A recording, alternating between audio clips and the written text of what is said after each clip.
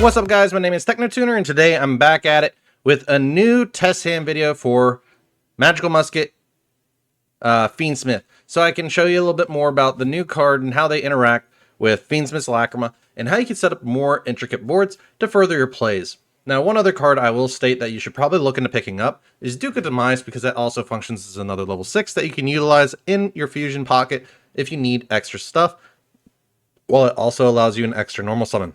Anyways, let's go ahead and hop right into this, and I'll show you what I mean. For this deck profile, we're going to go second twice, or not deck profile, excuse me. For this test hand, we're going to be going twice, going second, and then one time going first. But as many of you guys know, before we hop into this, I just want to give a quick little sum up of what the deck can do. Given that this deck is a going second fiend, no pun intended, this deck has a lot of capability of further interacting with your opponent, negating their board aspects, further building a board from that while not doing a lot of damage, potentially on their first turn crackback. They get to set up a board of massive interruptions and control the board moving forward. This deck has a lot of capability for further ramping and setting up a lot of intricate combos in which you can work with to really get against your opponent, to really mess with them, or to just really set up an establishing board so they can't really break it as easily. So let's go ahead and hop right into our first test hand, in which we're going to be going second. And I'll show you what I mean. So, we draw on a Magical Musketeer Caspar, Fiendsmith's Tract, Lacrima, the Crimson Tears, Magical Musketeer Dock, and Book of Eclipse. So since we're going second, we're going to see what our next draw is, which is Unchained Soul of Shavara. In this case, we have multiple pathways forward. However, what we want to do is establish at least one play where we get Magical Musketeer Caspar on the board. If we want to, now here's the thing. You can activate this now, but I would only do this if your opponent controls no monsters, in which you can still utilize this. But if your opponent controls monsters, you want to activate the Book of Moon first so you can flip them all face down and not have any further interaction with your opponent unless they're playing a link deck. Then it doesn't really matter. But we're going to activate Book of Eclipse instead, since we're going second, and then we'll normal summon Magical Musketeer Caspar. We'll next activate Fiendsmith's Tract, allowing us to add a light fiend monster from our deck to our hand. We'll add the Fabled Lurry. We'll then discard the Lurry to special summon the Lurry. So in chain, this is how this would work. So Fiendsmith's Tract under Caspar, we'll add the Lurry, and then as resolution, discard the Lurry. New chain, Caspar 1 to add a card, 2 to summon Lurry. So Lurry would then summon itself, and then we get a Magical Musketeer card. In this case, if you're really wanting to go into doing more damage, you can grab Desperado if you want to pop a card, Cross Domination if you want to get an extra negate and drop opponent's monster's attack to 0, or Last Stand to have that back row protection in case they activate anything. In this case, since we're wanting to establish a more of a board presence and not really go for an OTK, we're going to go ahead and grab us a Last Stand in case our opponent has a spell or trap in the back row that can further help them. Next up, we're going to go ahead and link off the Fabled Lurry and go directly into our Requiem. We'll next activate Requiem effect to tribute it and summon a Fiendsmith monster from our deck. In this case, we'll go ahead and summon a Fiendsmith Lacrima of Crimson Tears. Lacrima effect will then allow us to send one monster. I'm just making sure here. Yep. So we're going to go ahead and send the Engraver. And then we'll go ahead and utilize Requiem effect to equip to Lacrima. And then we'll go ahead and take these two and go directly, if you already didn't see it, into our Necroquip Princess. We'll next utilize Fiendsmith Engraver effect, summoning itself by shuffling back the Fabled Lurry into the deck. We'll next take these two, and for our 7th summon, go into DDD High Wave King Caesar. Now here's the fun part in which we can utilize this. We can go ahead and link off the Magical Musketeer, Caspar, go into our Magical Musketeer Max. If our opponent has more spells and traps, we can definitely utilize this effect to summon more Magical Musketeer monsters from our deck up to the number of spells and traps our opponent controls. But if they have more monsters, we get more spells and traps. The one that we're wanting to utilize, if they have at least one back row, is go into summoning a Magical Musketeer monster from our deck. We'll say they at least have one, and go through and summon Magical Musketeer Starfire. So, what do we do from here? Well, we have a lot of capabilities. In this case, we can banish the Fiendsmith tract from our graveyard and fusion summon one Fiendsmith fusion monster from our extra deck using monsters from our hand or field, which we can use the Dock and Crimson Tears if we would like, which honestly would probably be the best case. So we'll banish this and fusion summon using Lacrima and Magical Musketeer Max and go into our Fiendsmith Lacrima. Fiendsmith Lacrima has the fun effect of monsters your opponent controls lose 600 attack, and you can only use each of the following effects of Fiendsmith Lacrima once per turn. If this card is fusion summon, you can target one of your light fiend monsters that is banished in your graveyard, add it to your hand, or special summon it. If this card is sent to the graveyard, you can shuffle one other light fiend monster from your graveyard deck into the extra deck and inflict 1200 damage to your opponent. In this case, we're going to go ahead and get the cast bar back onto the board and summon it in defense. Next, we'll go ahead and take Max and Starfire, and we're going to go ahead and link 2. Well, what do we do with this? As most people would wonder. Well, we have the fun capability of either going into Unchained Soul Lord Yama, or Fiendsmith Sequence. In this case, since we're looking at more of a Fiendsmith package, but we're wanting to establish a bigger board, let's go ahead and choose Lord Yama. So Unchained Soul Lord of Yama. If this card is special summon, add one Unchained monster from your deck or graveyard to your hand. If a card you control is destroyed by battle or card effect, while this card is in your graveyard, you banish this card, special summon one fiend monster from your hand or graveyard. Then you can destroy one card you control. We're not going to utilize that effect just yet, but we want to keep around the Magical Musket in case they activate a spell or trap. We have that extra interaction. But what do we want to do with this? Well, let's go ahead and take Lacrima and Soul of Yama and go into Agamonde.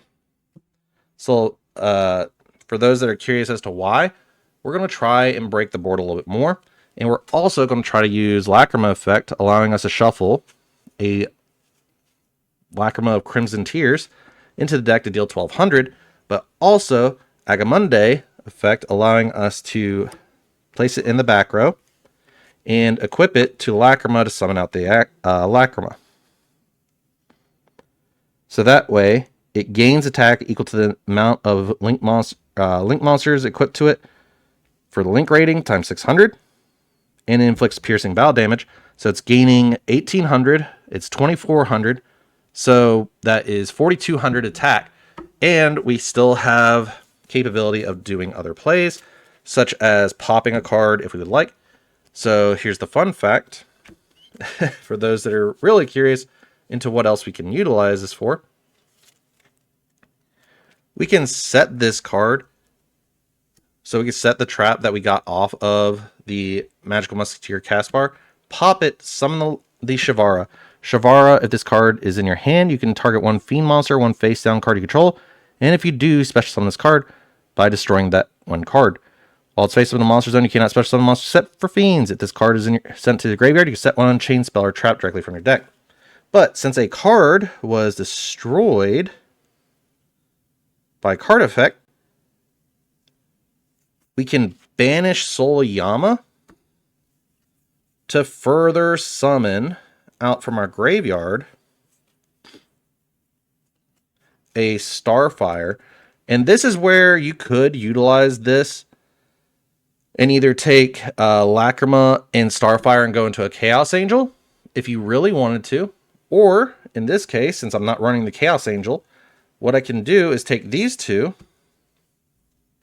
and go directly into an Unchained Soul of Rage. And this makes it a lot, well, let's not put it in that one. We'll put it in this one, since we have this far right corner. Unchained Soul of Rage gives us an extra capability to interrupt during our opponent, so we can further interact. But if they activate a spell or trap in that column of cast bar, we get a spell or trap in which we can further interact with our opponent. But that is all same old, same old. But just wanted to show this and break this down a little bit more so we have further interaction with our opponent, such as getting that. However, Unchained Soul Shavara, since it was sent to the graveyard, we can set one Unchained spell or trap directly from our deck. We're going to go ahead and set, where is it? The one Abominable Chamber of the Unchained in the cast bar column. So that way we have a further interaction to revive the Shavara to our board, but it also triggers our cast bar, so we have further interaction. So, outside of that, guys, that's our first combo breaking down to where we can further see what kind of interaction we have. We have the negation here with Caesar. We have where we can search a negation or a pop with Casper.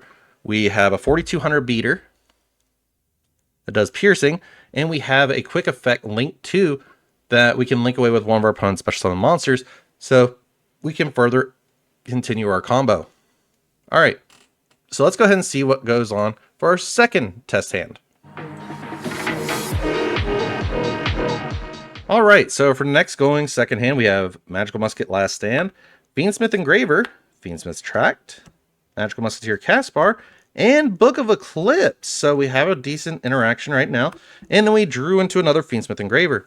So what we'll do is go ahead and discard this Fiendsmith Engraver to add a Fiendsmith spell or trap. Now, I know a lot of people are like, oh, well, you can send the Fallen or Fiendsmiths in Paradise to the graveyard and continue with your combo on that part. Well, here's the thing. I want this in hand because I'm going to use it.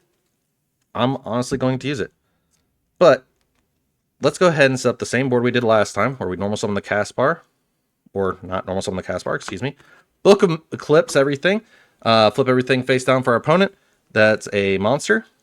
Then we'll go ahead and normal summon the cast bar, activate Fiendsmith's Tract, send the Lurie. Add the Lurie, send the Lurie, new chain on resolution, cast bar 1, Lurie 2, Lurie will summon itself, cast bar will get us a spell or trap. In this case, we'll just change it up since we already have the Last Stand and grab us a Cross Domination. So we have further interaction during our opponent's turn. We'll next go ahead and link off that Lurie and go directly into our Requiem.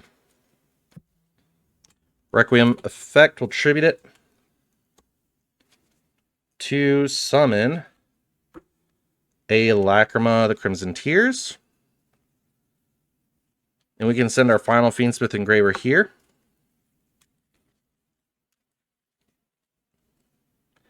Then we'll activate the effect of Requiem equipping to the Lacrima.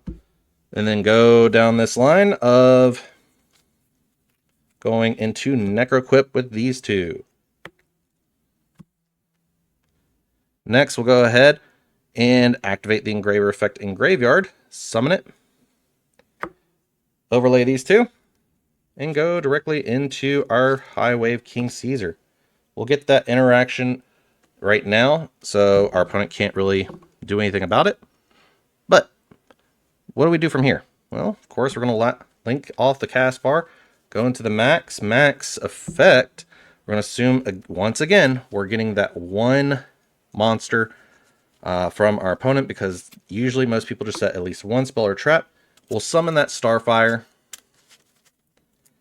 and then say they interact and get the spell or trap up. Well, you have the Last Stand, which can get you an extra body if you need to, because you're negating it. And we've activated a Starfire column.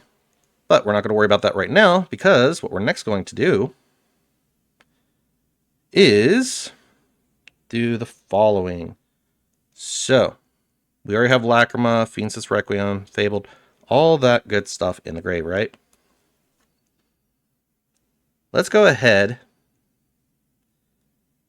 and fusion summon one Fiendsmith monster by banishing the Tract, by sending Starfire and the Engraver from hand.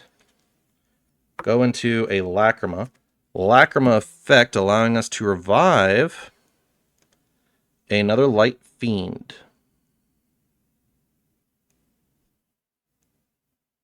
I just realized I didn't shuffle anything back for the Fiendsmith. But anyways, we're going to shuffle back the Lurie, just in case. So, in this, we have 2 traps, 1 spell, and we're trying to revive one thing back for the Lacrima. The Lacrima effect here, so we're going to get the Engraver.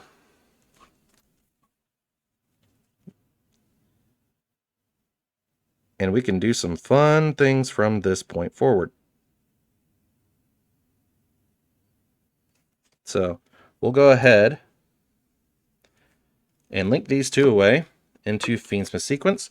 We'll activate the Lacrima effect, shuffling back the other Engraver into the deck. Burn for 1200. And then we'll activate sequence, shuffling these 2 in, along with the Starfire,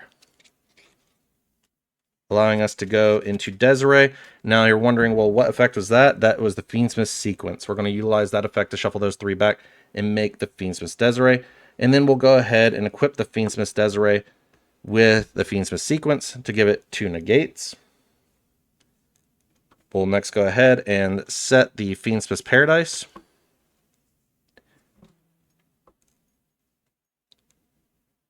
Or, well, actually, hold off. We got one more thing we can do. We'll go ahead and link these 2 off. Go into Agamonde.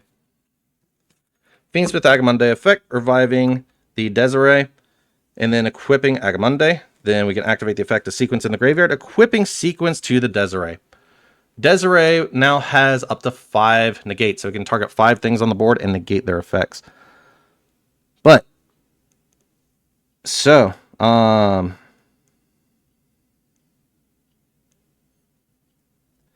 this card now cannot be targeted with card effects, and it's gaining 1800 plus 1200, so it's gaining 3k. It's also got piercing, so it's at 58 with 3k, 58 with piercing.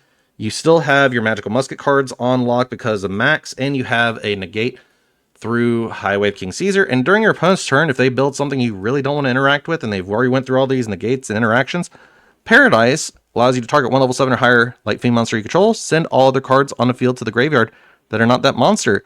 If your opponent special summons a monster while this card is in your graveyard, banish this card. Send 1 Fiendsmith monster from your deck or extra deck to the graveyard. So that's perfectly fine.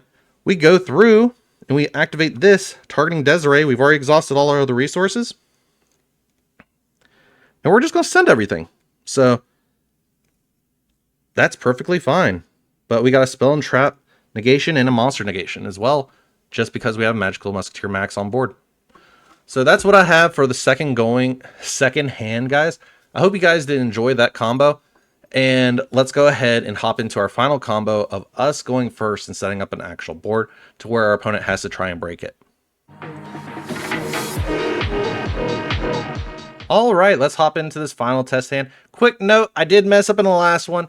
Please make sure when you are shuffling your items back, you do not put the extra deck monsters into your deck. That was my fault. I did not pay attention. Lacrima was in my main deck. That can actually get you DQ'd or a game loss, so be careful of that when you're shuffling things back. Anyways, let's go ahead and see what our first hand is going to be. We got Lacrima, the Crimson Tears, Magical Musketeer Caspar, Fiendsmith's Tract, Link It to the Vrains, and Fabled Lurie. All right, so since we're going first, we'll go ahead and normal summon Magical Musketeer Caspar. We'll next activate the effect of Fiendsmith's Tract, adding us a Light Fiend that we want to our hand. We'll go ahead and add the Starfire for those that are curious. Because we have the Link It to the Vrains, it can help us out. And then we'll discard the Lurry for resolution.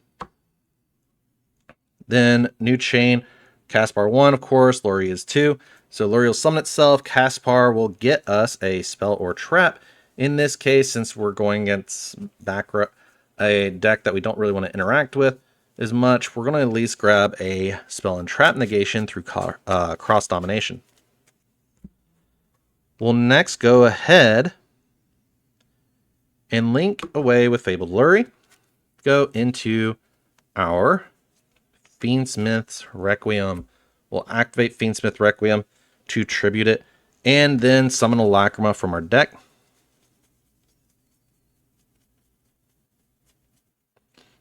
Lacrima effect to send a Fiendsmith Engraver. And then we'll equip the Requiem with the Lacrima, using Lacrima effect after on resolution. And then take those two and go into Necroquip Princess. And of course, you know the normal combo. We're going to go into Fiendsmith Engraver, shuffling back the Lurry, getting us another card that we can go into our rank 6, which is our High Wave King Caesar.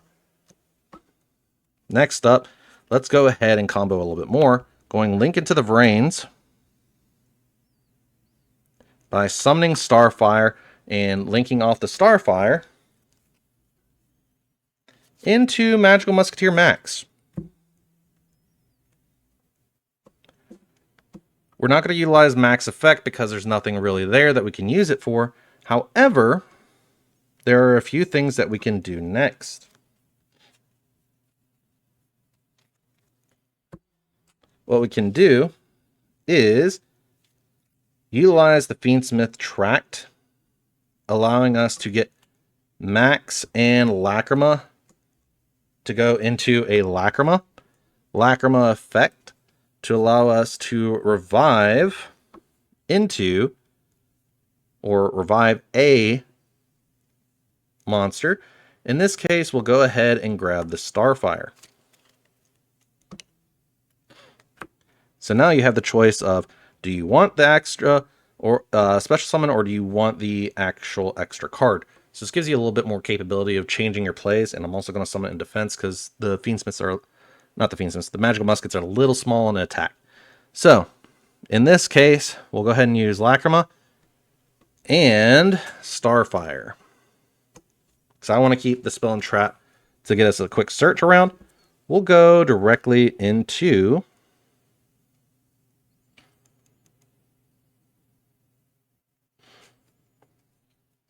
in this case, we will go into Unchained Soul, Lord of Yama. Effect of Yama to add us an Unchained monster.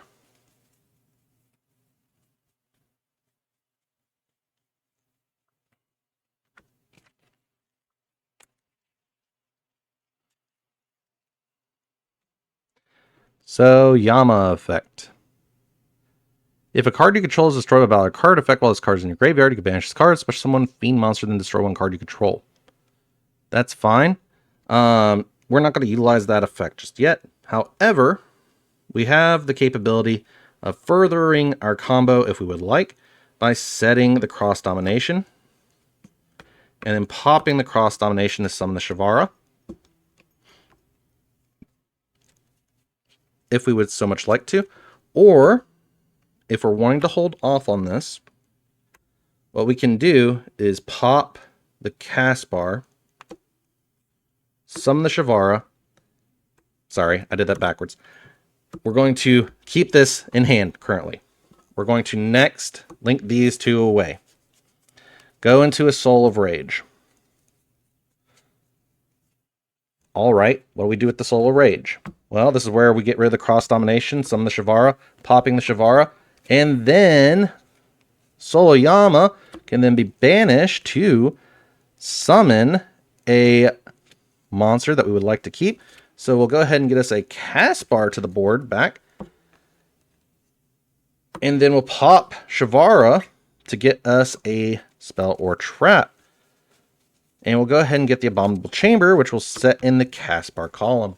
So we can revive the Shavara and then continue our plays there. But we also have the quick effect link. We have an interaction with cast bar. Or if you don't want to do cast bar and you want to get that extra monster on board, you can do Starfire instead.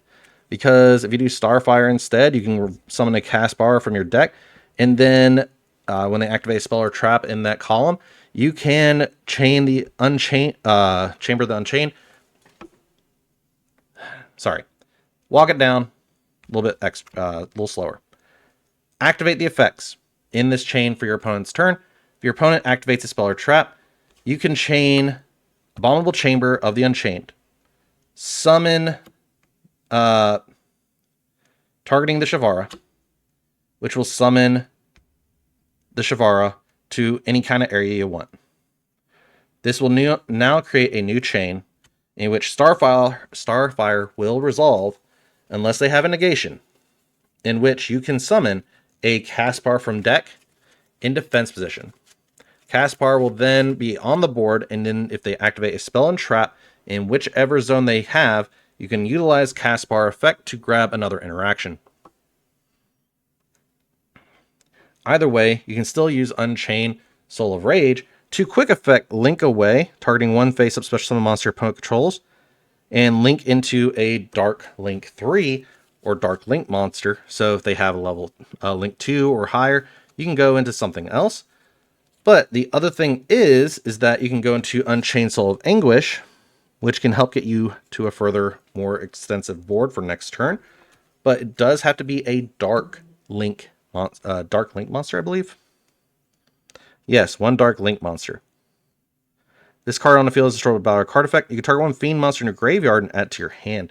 So this also gets us a little bit extra extension if we need it. So, outside of that, guys, that's all I got for the going first hand. It doesn't look like much right now, but giving your opponent, you have the spell and trap or monster negation. You have an extra interaction through Caspar if they activate a spell or trap in that column. You have a quick effect link during your opponent's turn, so you still can interact with your opponent decently well, and you have recovery for next turn if Soul Rage is negated and destroyed by either battle or card effect. And then next turn you draw on a cross domination. If you still have a magical musket around, you can utilize them to further your combos and get some extension going. Also, Lacrima can revive itself by shuffling back the Requiem, so you can do your Fiendsmith combo again. Anyways, guys, I hope you guys enjoyed this video. If you did, feel free to let me know, either in the comments. If you guys would like to see more kind of content like this, go ahead and leave a like and subscribe, and I'll see you all in the next one. Is it okay if I'm to say I'm catching feelings from all the dealings? Am I astray? What do you say? How are you feeling? Is it the same?